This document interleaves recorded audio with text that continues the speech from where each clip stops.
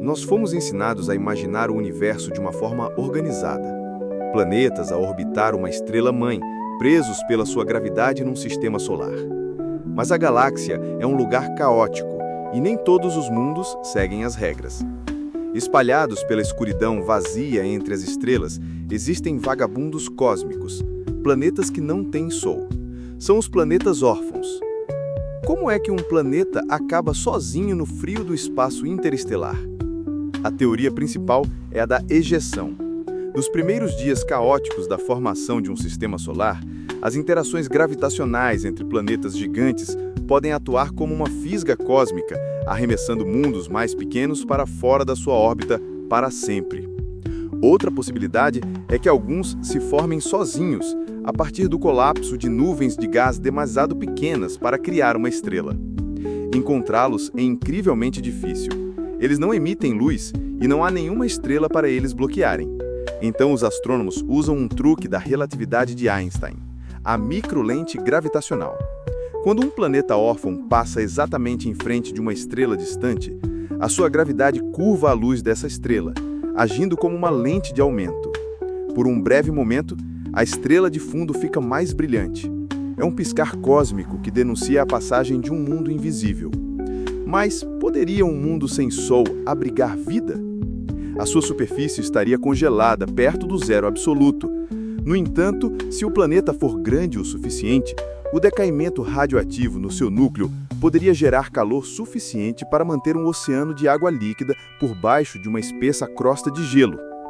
Fontes hidrotermais no fundo desse oceano poderiam fornecer a energia e os nutrientes para um ecossistema inteiro, que viveria na escuridão total, sem nunca saber o que é a luz de uma estrela.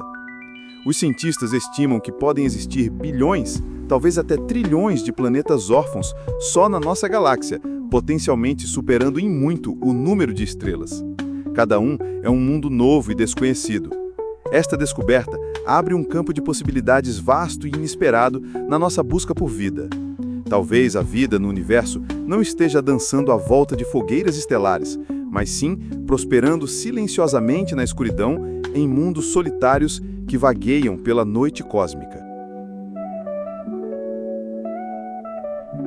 Você está a ver um vídeo. Alguém está a sussurrar calmamente, a bater levemente com as unhas num objeto de madeira ou a dobrar uma toalha com movimentos lentos. E então você sente um formigamento agradável que começa no topo da sua cabeça e desce pela sua nuca e espinha. Este fenômeno, que explodiu na internet, tem um nome: ASMR, ou Resposta Sensorial Autônoma do Meridiano. Primeiro, o que não é? O ASMR não é um sentimento sexual e, embora possa parecer, é diferente do frisson, os arrepios que sentimos ao ouvir uma música épica. O ASMR é uma experiência passiva e profundamente relaxante, muitas vezes descrita pelos seus entusiastas como uma massagem cerebral ou um formigamento cerebral.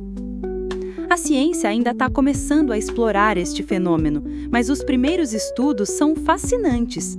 Usando exames de ressonância magnética, os cientistas observaram os cérebros de pessoas enquanto sentiam ASMR. Eles descobriram que as áreas do cérebro associadas à recompensa e à emoção, como o núcleo accumbens e a ínsula, ficavam muito ativas. São as mesmas áreas que se acendem quando sentimos prazer, conforto e ligação social. Os gatilhos comuns são sussurros, sons de batidas leves, movimentos lentos e deliberados e a simulação de atenção pessoal, como num corte de cabelo ou numa sessão de maquiagem. A teoria principal é que estes gatilhos estão acionando caminhos cerebrais muito antigos, ligados ao cuidado e à segurança. Eles imitam os sons e os gestos de um pai a cuidar de um filho, ou de um primata a catar outro, sinais que o nosso cérebro primitivo interpreta como "você está seguro". Essa sensação de segurança liberta neuroquímicos como dopamina, ocitocina e endorfinas, que criam um sentimento de prazer e relaxamento. O ASMR ainda pode ser um mistério em muitos aspectos, mas é um fenômeno neurológico genuíno. É um exemplo perfeito de como o nosso mundo digital moderno consegue, por vezes acidentalmente, acessar os nossos circuitos cerebrais mais primitivos. É um gatilho digital para uma resposta biológica profunda, de conforto, confiança e bem-estar. Em setembro de 1991, nos Alpes de Ötztal, na fronteira entre a Áustria e a Itália, 2 alpinistas alemães encontraram um corpo a emergir de um glaciar em degelo.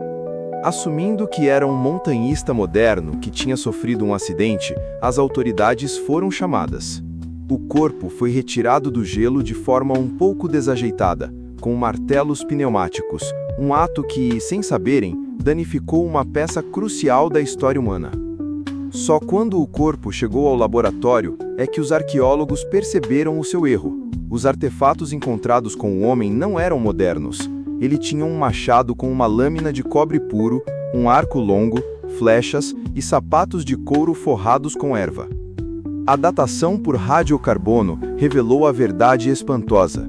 O homem tinha morrido há cerca de 5.300 anos. Batizado de Ötzi, ele era a múmia humana natural mais antiga e mais bem preservada alguma vez encontrada. O corpo de Ötzi é uma cápsula do tempo biológica. A ciência forense moderna conseguiu realizar a autópsia mais detalhada de uma pessoa da Idade da Pedra. Descobriram que ele tinha artrite, pedras na vesícula e parasitas intestinais. Os seus pulmões estavam enegrecidos pela fumaça das fogueiras. Tinha mais de 60 tatuagens, que se acredita serem uma forma primitiva de acupuntura. A análise do seu estômago revelou a sua última refeição: carne de íbex e veado, e trigo. Durante uma década, acreditou-se que ele tinha morrido de exaustão, apanhado por uma tempestade. Mas em 2001, um novo raio-x revelou a verdadeira história. Escondida no seu ombro esquerdo, estava uma ponta de flecha de sílex que tinha cortado uma artéria principal. Ele sangrou até a morte em minutos. Investigações posteriores revelaram mais: um corte profundo na sua mão, uma ferida de defesa de uma luta recente e um traumatismo craniano. Ötzi não morreu num acidente, ele foi assassinado. As provas contam a história dos seus últimos dias. Ele esteve envolvido em um combate corpo a corpo num vale, fugiu para as montanhas, parou para uma última refeição substancial e foi então alvejado pelas costas por um agressor desconhecido. Ötzi não é apenas uma múmia, é uma cena de crime perfeitamente preservada. Uma janela sem precedentes para a vida e para a morte violenta de um dos nossos antepassados, resolvida pela ciência 5.000 anos depois. No início dos anos 50, a ciência estava perante o seu maior mistério. Os cientistas sabiam que uma molécula chamada ácido desoxirribonucleico, ou DNA, era a portadora das instruções genéticas para toda a vida na Terra. Mas ninguém sabia como. Qual era a sua forma? Desvendar a estrutura do DNA era a corrida científica mais importante da época. E quem a vencesse ganharia não só um prêmio Nobel, mas também o segredo da vida. A corrida tinha 2 equipes principais. Em Cambridge, Inglaterra, estavam James Watson, um jovem biólogo americano, e Francis Crick, um físico britânico. A sua estratégia era construir modelos físicos, como um puzzle 3D, tentando encaixar as peças químicas conhecidas.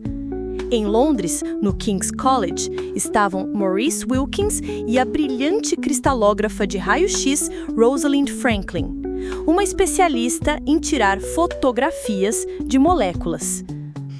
Foi o trabalho meticuloso de Franklin que forneceu a pista decisiva. Usando a difração de raio-x, ela passou horas a bombardear fibras de DNA com radiação para capturar o seu padrão de sombra. O resultado foi uma imagem agora lendária, conhecida como Fotografia 51. A imagem era desfocada, mas mostrava um padrão em X inconfundível, uma prova clara de que a estrutura do DNA era uma hélice. Num dos momentos mais controversos da história da ciência, Wilkins mostrou a fotografia 51 a Watson, aparentemente sem o conhecimento ou permissão de Franklin. Para Watson, ver aquele padrão em X foi o momento Eureka! A imagem deu-lhe a peça final do puzzle. Ele e Crick correram de volta para o seu laboratório e em poucas semanas construíram o seu famoso e correto modelo da dupla hélice. A descoberta, publicada em 1953, revolucionou a biologia. Desbloquear a estrutura da dupla hélice abriu as portas para a moderna genética, medicina e toda a nossa compreensão de como a vida funciona. Em 1962, Watson, Crick e Wilkins receberam o Prêmio Nobel. Tragicamente, Rosalind Franklin tinha morrido de câncer em 1958 e os prêmios não são atribuídos póstumamente. A dupla hélice não é apenas uma molécula elegante, é o símbolo de uma história humana complexa, de ambição, colaboração e da busca que mudou o mundo para sempre. Os desertos da América do Norte são uma terra de extremos. Temperaturas abrasadoras durante o dia, frio cortante à noite e, acima de tudo, uma ausência quase total de água. No meio deste cenário implacável, vive um pequeno roedor que não apenas sobrevive, mas prospera. Conheçam o rato-canguru, um mestre da adaptação com uma biologia que parece desafiar a lógica. O seu superpoder mais impressionante é este: ele nunca precisa de beber água. Durante toda a sua vida, ele obtém toda a hidratação de que necessita das sementes secas que come. O seu corpo é uma fábrica de água ultra eficiente. Através de um processo chamado água metabólica, o seu organismo quebra os hidratos de carbono das sementes e, na reação química, liberta moléculas de água como subproduto. Mas produzir água é apenas metade da batalha. A outra metade é conservá-la. E aqui, o rato-canguru é um gênio da eficiência. Os seus rins são tão poderosos que produzem uma urina 5 vezes mais concentrada que a humana, perdendo o mínimo de água possível. As suas passagens nasais complexas arrefecem o ar que ele exala, fazendo com que o vapor de água se condense no seu nariz antes de sair, para que possa ser reabsorvido. E claro, ele é noturno, passando o calor do dia na umidade fresca da sua toca subterrânea. As suas outras ferramentas de sobrevivência são igualmente espetaculares. As suas orelhas enormes dão-lhe uma audição excepcional para detectar predadores, como corujas, à distância. As suas patas traseiras, que lhe dão o nome, permitem-lhe saltar até 3 metros num único pulo para escapar a cobras, e ele consegue mudar de direção no ar como um acrobata. Ele até tem bochechas forradas a pelo para transportar sementes sem que a sua saliva evapore. O rato-canguru é uma obra-prima da evolução do deserto. Cada aspecto da sua biologia foi afinado para uma vida de escassez. Ele pode ser pequeno, mas o seu conjunto de superpoderes faz dele um dos sobreviventes mais bem-sucedidos do planeta. Ele prova que para dominar um ambiente não é preciso ser o maior ou o mais forte, mas sim o mais engenhoso. No coração do vasto e desolado deserto de Karakum, no Turquemenistão, existe uma visão que parece saída de um pesadelo. Uma cratera com 70 metros de diâmetro e 30 de profundidade arde com milhares de chamas, dia e noite, sem parar. Os locais chamam-lhe a cratera de gás de Darvaza. O mundo conhece-a pelo seu nome mais famoso, a Porta para o Inferno. Mas este não é um vulcão. É um desastre industrial a arder há mais de 50 anos. A história começa em 1971, quando a região fazia parte da União Soviética. Geólogos soviéticos, a perfurar o deserto em busca de gás natural, atingiram uma bolsa de gás subterrânea. O chão frágil por baixo da plataforma de perfuração colapsou, engolindo o equipamento e criando a cratera. Pior ainda, o colapso libertou enormes quantidades de metano, um gás venenoso e perigoso. Com receio de que o gás tóxico se espalhasse pelas aldeias vizinhas, os cientistas tomaram uma decisão que parecia lógica na altura: deitar-lhe fogo. Eles calcularam que o gás iria queimar em poucas semanas e o problema estaria resolvido. Lançaram uma chama para dentro da cratera e esperaram. O cálculo deles estava catastroficamente errado. A reserva de gás que tinham perfurado era colossal, muito maior do que qualquer um tinha previsto. As semanas transformaram-se em meses, os meses em anos e os anos em décadas. O fogo nunca se apagou. A cratera arde continuamente desde então, um monumento acidental e flamejante a um erro de cálculo geológico. Hoje, a porta para o inferno tornou-se uma das atrações turísticas mais surreais do mundo, atraindo aventureiros para testemunhar sua beleza terrível, especialmente à noite. Surpreendentemente, os cientistas até encontraram bactérias extremófilas a prosperar no solo quente do fundo da cratera. É uma intersecção bizarra de erro humano e resiliência da natureza. Uma história de advertência, mas também um espetáculo de fogo inegavelmente hipnotizante. Antes do século XVIII, o mundo era movido pela força dos músculos, então pelas formas inconstantes da natureza, como o vento e a água. A indústria estava limitada à beira dos rios e a produção era lenta, a energia era fraca e descentralizada. Mas uma ideia simples, o poder da água a ferver, estava prestes a desencadear a maior transformação da história da humanidade. A ideia do vapor não era nova, mas as primeiras máquinas práticas, desenvolvidas por inventores como Thomas Newcomen, eram gigantescas e terrivelmente ineficientes. Elas eram usadas para um único propósito: bombear a água para fora das minas de carvão inundadas. Era um primeiro passo necessário, mas ainda não eram um motor que poderia mudar o mundo. A verdadeira revolução veio de um inventor escocês chamado James Watt. Em 1765, ele não inventou a máquina a vapor, mas aperfeiçoou-a de forma genial. A sua inovação crucial foi o condensador separado. Em vez de arrefecer o cilindro principal a cada ciclo, o que desperdiçava uma quantidade imensa de energia, Watt condensava o vapor numa câmara separada. Essa única alteração tornou a máquina 4 vezes mais eficiente, mais potente e, pela primeira vez, viável para alimentar qualquer coisa. O impacto da máquina eficiente de Watt foi cataclísmico. As fábricas já não precisavam de rios, podiam ser construídas em qualquer lugar, dando origem a cidades industriais massivas. A produção em massa tornou-se uma realidade. A invenção foi então colocada sobre rodas e sobre a água, criando a locomotiva a vapor e o barco a vapor.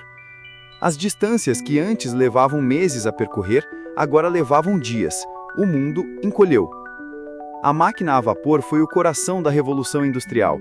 Ela moveu a humanidade de uma dependência da energia natural ilimitada para uma nova era de energia artificial e sob demanda. Ela construiu nosso mundo moderno, com toda a sua promessa e os seus problemas. Não era apenas uma máquina, era o motor que impulsionou a humanidade para a modernidade, a todo vapor. Nos anos 30, o cinema já tinha uma voz, mas os seus olhos ainda viam a preto e branco. As primeiras tentativas de cor eram primitivas, com frames pintados à mão ou processos de 2 cores que só conseguiam tons de vermelho e verde. O sonho era capturar o espectro completo da realidade. Esse sonho tinha um nome: Technicolor. O Technicolor não era um tipo de filme, era um processo incrivelmente complexo. O seu coração era uma câmera gigantesca, que era como 3 câmeras numa só. Um prisma, dentro da lente, dividia a luz que entrava em 3 caminhos. Cada caminho passava por um filtro de cor diferente, um vermelho, um verde e um azul. e era gravado na sua própria tira de filme a preto e branco. A verdadeira magia acontecia no laboratório. Os 3 negativos a preto e branco eram usados para criar 3 matrizes, que eram depois mergulhadas em corantes com as cores complementares, ciano, magenta e amarelo. Essas 3 matrizes eram então pressionadas, uma de cada vez, e em alinhamento perfeito sobre uma única tira de filme final. Esse processo, chamado transferência de corante, criava as cores incrivelmente ricas, saturadas e estáveis que se tornaram a marca do Technicolor. O processo era tão caro que foi reservado para os maiores filmes, musicais, épicos e fantasias. E em 1939, um filme mostrou ao mundo o poder emocional da cor. Em O Feiticeiro de Oz, Dorothy abre a porta da sua quinta preto e branco no Kansas e entra no mundo vibrante e supersaturado de Oz. Para o público da época, o efeito foi de puro choque e admiração. A cor não era apenas decoração, era um portal para outro mundo. O Technicolor definiu a aparência da era de ouro de Hollywood. Desde os céus arder de E Tudo o Vento Levou, até os musicais vibrantes dos anos 50. Embora processos mais simples o tenham substituído, a frase "filmado em glorioso Technicolor" permanece como um sinônimo da magia do cinema clássico. Não era apenas tecnologia, era a promessa de um mundo mais belo e vibrante do que a realidade.